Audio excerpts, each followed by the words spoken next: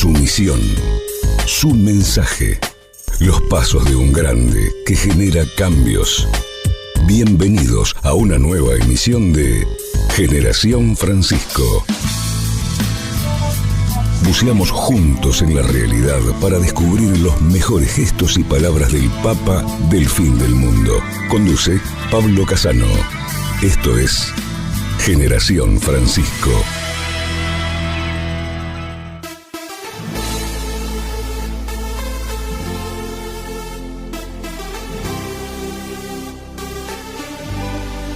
Levántate, PJ Lima, hermano Quiñones, Vicky Moreno, come on. La sinodalidad.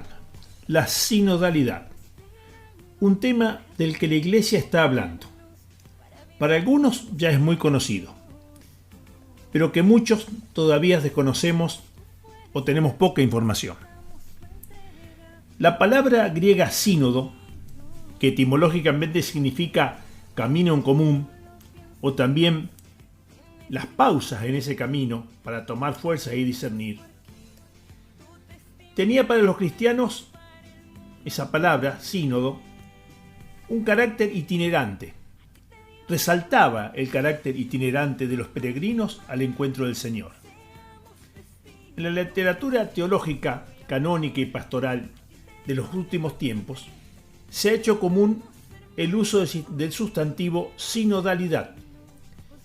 En ese sentido, se habla de la sinodalidad como dimensión constitutiva de la Iglesia, o simplemente se habla de Iglesia sinodal. Es decir, no es un añadido, es un elemento constitutivo de la Iglesia. Es una manera de ser de la Iglesia, especialmente para el siglo XXI. Las grandes verdades no cambian, pero los modos de ser se adaptan.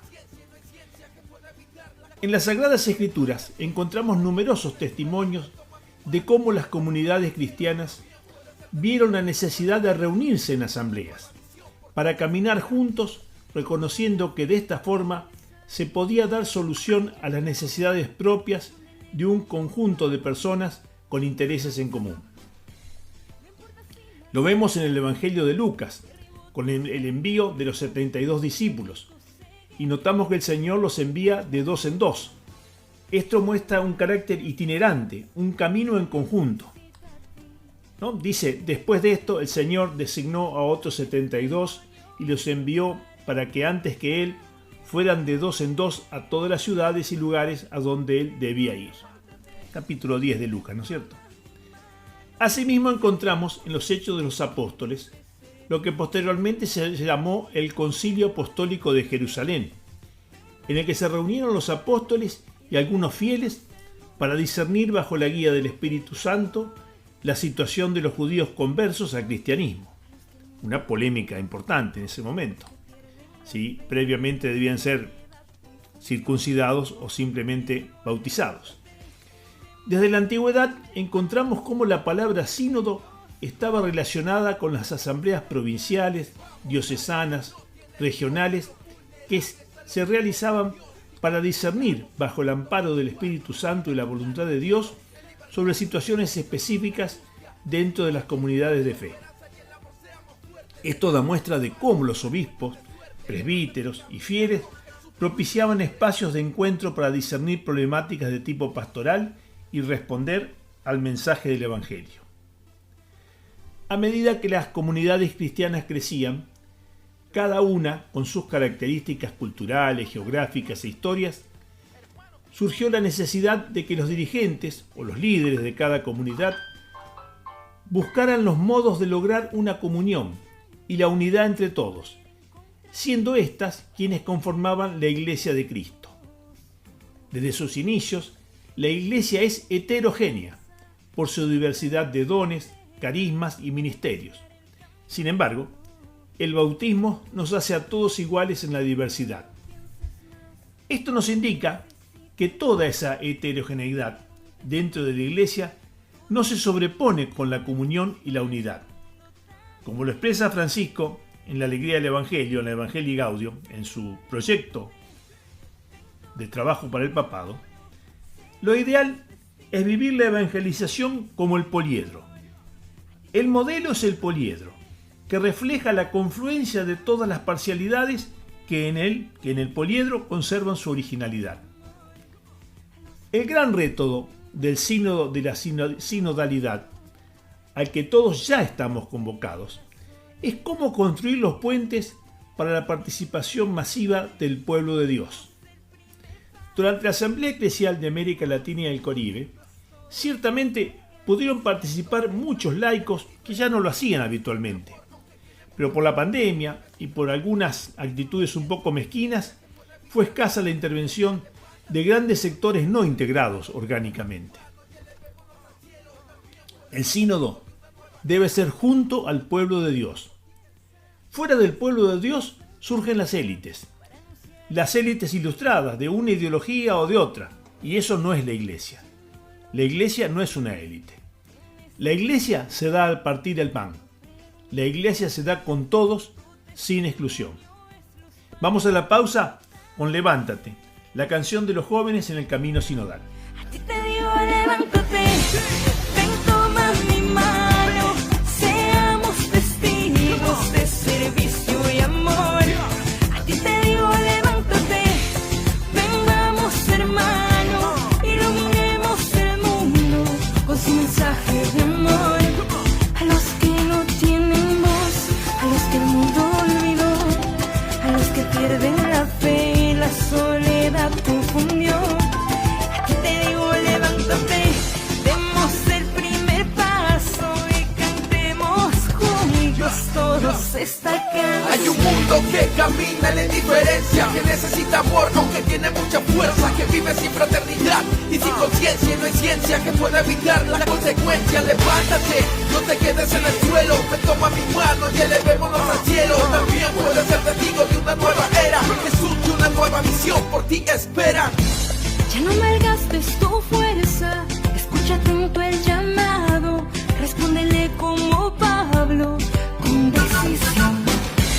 No importa si la caída derribó tus certezas, no importa ni tu ceguera, solo importas tú.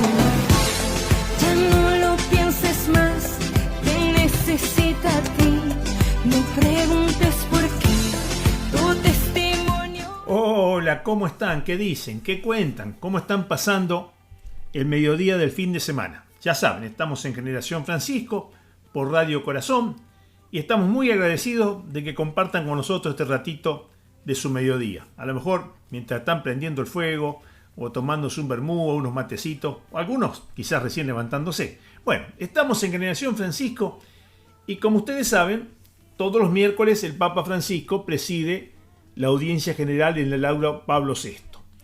El miércoles 3, cuando continuó con la serie de catequesis sobre la carta de San Pablo a los Gálatas, en su enseñanza recordó que la regla suprema de la corrección fraterna, la regla suprema de la corrección fraterna es el amor. Francisco explicó que en la carta a los Gálatas, San Pablo exhorta a los cristianos a caminar según el Espíritu Santo. De hecho, creer en Jesús significa seguirlo, ir detrás de él en su camino, como hicieron los primeros discípulos. Y significa, al mismo tiempo, evitar el camino opuesto, el del egoísmo, el de buscar el propio interés, que el apóstol llama apetencias de la carne. Muchas veces cuando escuchamos apetencias de la carne nos vienen otras ideas a la cabeza, pero Francisco es más práctico, el egoísmo, la búsqueda del propio interés. Pero lo escuchamos de la propia palabra de Francisco en la síntesis en castellano que hace de su explicación. Hoy San Pablo nos exhorta a que caminemos según el Espíritu y nos dejemos guiar por Él en nuestro seguimiento de Cristo. Estas expresiones indican que la vida cristiana es acción, movimiento, dinamismo. Al mismo tiempo, el apóstol nos dice que hay que evitar el camino opuesto, al que llama los deseos desordenados. Pero eso no significa que el mal o nuestros impulsos negativos vayan a desaparecer, sino que Dios es siempre más fuerte que nuestras resistencias y nuestros pecados. Por otra parte, este caminar según el Espíritu no es solo una acción individual, implica también a la comunidad. Para poder combatir los deseos de la carne que no favorecen la comunión, como la envidia, la hipocresía, el rencor, las críticas destructivas, es necesario dar espacio a la gracia y a la caridad. El amor es la regla suprema para poder seguir el camino del Cristo. Nos hace conscientes de nuestra propia fragilidad y nos hace misericordiosos y solidarios con las dificultades y debilidades de los demás. Los invito a dejarse interpelar por las palabras de San Pablo: ¿caminamos según el Espíritu o nos quedamos encerrados en deseos mundanos? Si nos dejamos guiar por el Espíritu, también estamos llamados a acompañar a los que más sufren, a rezar por ellos, a ayudarlos de una manera concreta. Los animo a seguir en este camino con paciencia y alegría.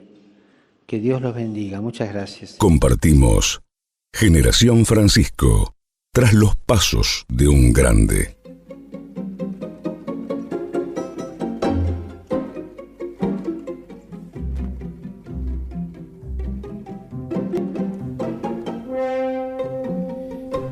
Y seguimos en nuestro programa radial de Generación Francisco, compartiendo ahora otro tramo del taller sobre el pensamiento social de la Iglesia, organizado por Generación Francisco, en este caso con la intervención de Eduardo González, experto en doctrina social de la Iglesia por la Universidad de Salamanca, hablando de la dignidad de la persona y de su carácter ineludiblemente relacional.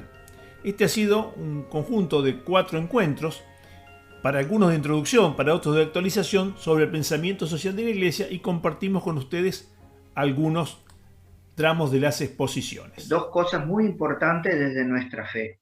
Y es que nosotros creemos en un Dios que es creador, que es Padre. Fíjense que el primer artículo de la fe es precisamente ese. Creo en Dios Padre Todopoderoso, creador del cielo y de la tierra. Vale decir, nosotros somos criaturas y como criaturas de un Padre hemos sido elegidos cada uno para acceder a la existencia. Nosotros no aparecimos como humanidad, como un hongo, ¿no es cierto?, o por casualidad. Nosotros somos, digamos, un proyecto de alguien que nos quiere y que nos quiere para la comunión. Eso es muy importante tener en cuenta, y algo que aparecía en el video también, es decir, nosotros somos personas, somos un alguien, no un algo que se puede utilizar como si fuera una cosa. Es decir, ese es el concepto de persona, el de ser alguien. Y tiene 3 características, que es ser inteligente, libre y esencialmente social. Precisamente en este último punto es donde nosotros no coincidimos con distintas ideologías que, dado el gran individualismo, puntualizan inteligente y libre, pero no la esencialidad social que tenemos cada uno, ¿no es cierto?, y que traemos naturalmente cuando hemos accedido a nuestra existencia. Eso es importante tenerlo en cuenta, ¿no es cierto?, porque esa esencial socialidad la tenemos desde la concepción. Ya el embrión, de alguna manera, ¿no es cierto?, está desde su misma concepción en diálogo con la madre, que es el primer diálogo, ¿no es cierto?, con otro ser. Hay un intercambio dentro incluso de lo biológico que es importante tenerlo en cuenta. La biología nos dice que es un ser que ya tiene un ADN totalmente distinto, o sea, es una persona distinta a la madre y al padre. E incluso tiene autonomía, porque le envía señales a la madre, hormonas propias, ¿no es cierto?, que produce el embrión, para que la madre a su vez produzca otra serie de acciones en favor de él. O sea, hay un diálogo muy profundo entre el embrión y la madre, que, ¿no es cierto?, autonomía, que luego va a ir creciendo hasta que se haga una autonomía inteligente, porque es un ser vivo. Y hay una definición del ser vivo que es muy importante tenerla en cuenta. Unidad de autorrealización dinámica. Vale decir, ese acto que es el embrión tiene toda la potencialidad de desarrollarse, si lo dejamos obviamente, pero por sí mismo de alguna manera. Otra cosa interesante en el embrión es que ya desde el primer momento en la subdivisión, lo que es el hemisferio norte y el hemisferio sur, uno se especializa en la formación propiamente del cuerpo y otro se especializa en la formación de su nido, de su nicho ecológico de alguna manera, para producir, ¿no es cierto?, y poder implantarse en el útero de la madre. O sea, se autorrealiza como ser viviente. Bueno, eso es importante tenerlo en cuenta porque para nosotros el ser humano es un ser que se trasciende. Fíjense, todas las, digamos, señales sensitivas que nos vienen del exterior, en los animales accionan instintivamente para satisfacer sus necesidades. Así que color, olor, etcétera, están todas relacionadas con su subsistencia, reproducción, etcétera. Pero en el ser humano actúan iguales sensitivamente, pero hay una diferencia. Además de satisfacer sus necesidades, el ser humano tiene una inteligencia trascendente. Esta palabra es decir, que sale fuera de sí y se pregunta a posteriori, ¿no es cierto?, de conocer las cosas, ¿qué valor tienen las cosas? ¿Cuál es la verdad de las cosas? Vale decir, trasciende una inteligencia que trasciende lo meramente instintivo.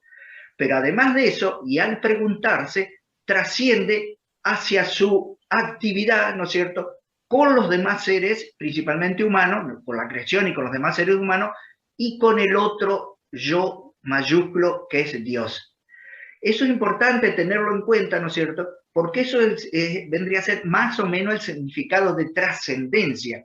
Vale decir, es algo que sale de mí y yo tengo esa capacidad, es otra palabra filosófica, capacidad de relacionarme con los demás. Pero no solo capacidad, necesidad de relacionarme con los demás. Por eso Francisco va a utilizar muchísimo la palabra relacionalidad. ¿Por qué? Porque nosotros somos imagen y semejanza del Dios relacional. 3 personas distintas, pero un solo Dios. O sea, es la máxima distinción, es la máxima unidad. Entonces nosotros, de alguna manera, como imagen y semejanza de ese Dios relacional, no tenemos otra alternativa que para desarrollarnos y llegar a nuestra plenitud, activar plenamente esa relacionalidad. Bueno, para quien quiera escuchar toda la intervención de Eduardo González o alguno de los otros temas que se fueron tratando en este breve y rápido curso introductorio o encuentro introductorio al pensamiento social de la Iglesia, lo pueden hacer a través de nuestra casilla de YouTube Generación Francisco. Allí están las principales exposiciones. Compartimos Generación Francisco, tras los pasos de un grande.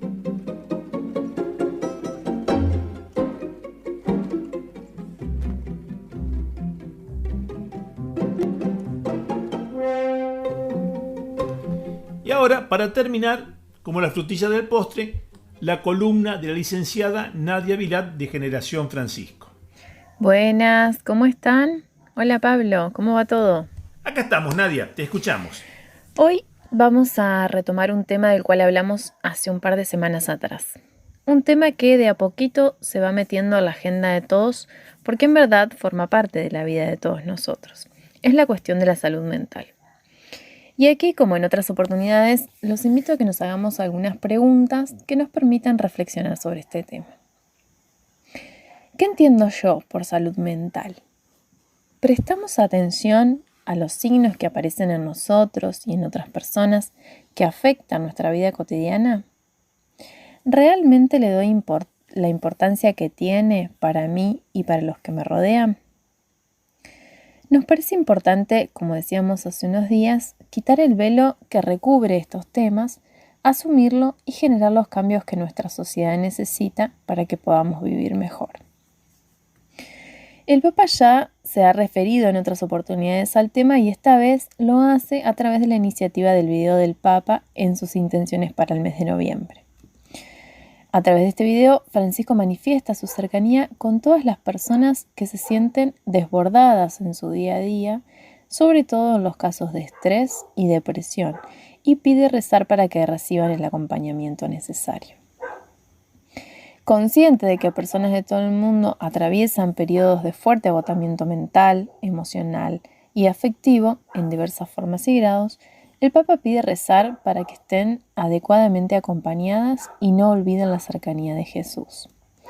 La sobrecarga de trabajo, el estrés laboral, hacen que muchas personas experimenten un agotamiento extremo, un agotamiento mental, emocional, afectivo y físico. Procuremos estar cerca de los que están agotados, de los que están desesperados, sin esperanza. Muchas veces escuchando simplemente en silencio, porque no podemos ir a decirle a una persona, no, la vida no es así, escúchame, yo te doy la receta. No hay receta. En el video explica que en muchos casos la tristeza, la apatía, el cansancio espiritual terminan por dominar la vida de las personas que se ven desbordadas por el ritmo de la vida actual. De hecho, un estudio publicado este año estima que 1 de cada 10 personas a nivel mundial vive con un trastorno de salud mental, es decir, unas 792 millones de personas que representan el 11% de la población. De los distintos trastornos que existen, el estudio sitúa a la depresión y a la ansiedad como los que más prevalecen en la vida de las personas. La pandemia mundial del COVID-19, que ha provocado la muerte de millones, también ha puesto a prueba la resistencia mental y emocional de innumerables personas y ha afectado su equilibrio psicológico. En ocasiones, esto ha generado verdaderas situaciones de angustia y desesperación. En línea con esta realidad, Francisco pide estar cerca de los que están agotados, de los que están desesperados, sin esperanza, muchas veces escuchando simplemente en silencio. En este contexto, el padre Frederick Fornos, director internacional de la Red Mundial de Oración por el Papa, comenta el sentido de la intención de oración de Papa para este mes. Nuestras sociedades, su ritmo de vida, sus tecnologías, cada vez más veloces, favorecen la depresión y el síndrome de agotamiento y estrés. La pandemia ha agravado el sufrimiento de muchos. Francisco nos pide rezar y estar cerca de los que sufren agotamiento extremo mental, emocional y físico. Un acompañamiento psicológico es necesario. Sin embargo, el Santo Padre nos recuerda que las palabras de Jesús también ayudan, ofrecen consuelo y cuidado. Venid a mí todos los que estáis fatigados y sobrecargados, y yo os daré descanso. Cabe destacar que esta edición del video del Papa contó con el apoyo de la Asociación de Ministros Católicos de Salud Mental, una asociación que brinda apoyo espiritual a personas que padecen alguna enfermedad mental y fomenta acciones para prevenir cualquier tipo de discriminación que les impida participar plenamente de la vida de la Iglesia. Francisco afirma que se trata también de ayudar a superar plenamente el estigma con el que a menudo se ha marcado a la enfermedad mental y en general de hacer prevalecer la cultura de la comunidad sobre la mentalidad del descarte, según la cual se presta mayor atención y cuidado a quienes aportan ventajas productivas a la sociedad, olvidando que los que sufren hacen resplandecer en sus vidas heridas la belleza irreprimible de la dignidad humana. Para finalizar, podemos preguntarnos cómo podemos ayudar a quienes sufren depresión. Quizás aquellos que están más cerca, quizás aquellos que forman parte de alguna manera de nuestro entorno. Estando cerca, acompañando muchas veces en silencio. No intentar dar recetas para resolver los problemas. Contribuir a buscar el apoyo psicológico necesario, adecuado. Acordarse de que las palabras de Jesús también ayudan y consuelan. Como iglesia, ser una comunidad presente para acoger, cuidar y sanar. Rezar por ellos y sus familias para que no se les deje solos ni se les discrimine, sino que sean acogidos y apoyados. Bueno amigos, hasta aquí hemos llegado por hoy. Hasta la semana que viene. Compartimos Generación Francisco, tras los pasos de un grande. Hemos compartido las reflexiones de la licenciada Nadia Jorgelina Vilat. Los escuchamos a escuchar nuestra selección de noticias de Francisco todos los lunes a las 10 de la mañana por Radio Corazón, junto a Matías Montani y con el apoyo de Gino desde los controles. Todas las noticias completas en nuestra página Generación Francisco, nuestra página de Facebook, nuestra web, nuestro YouTube Generación Francisco. Y les recordamos, tenemos que rezar todos los días por Francisco como él siempre lo pide. Nuevamente, gracias por la compañía, gracias a todos los que hacen posible este programa y nos vemos la semana que viene, si Dios quiere, a partir de las 12:30 horas. Sábados y domingo, 12:30 horas. Y como hace mucho que no pasamos un tango, hoy nos acompañó de fondo y nos despide Tanguera por Mariano Mores. Hasta la semana que viene.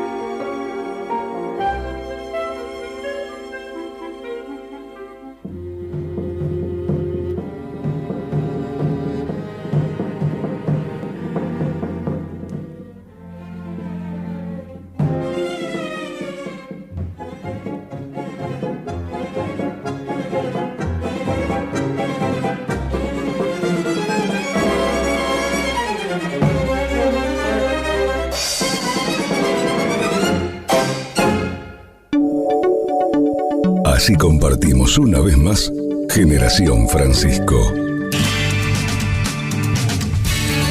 Con Pablo Casano y la esencia del Papa del fin del mundo. Nos reencontramos en nuestra próxima emisión. Hasta pronto.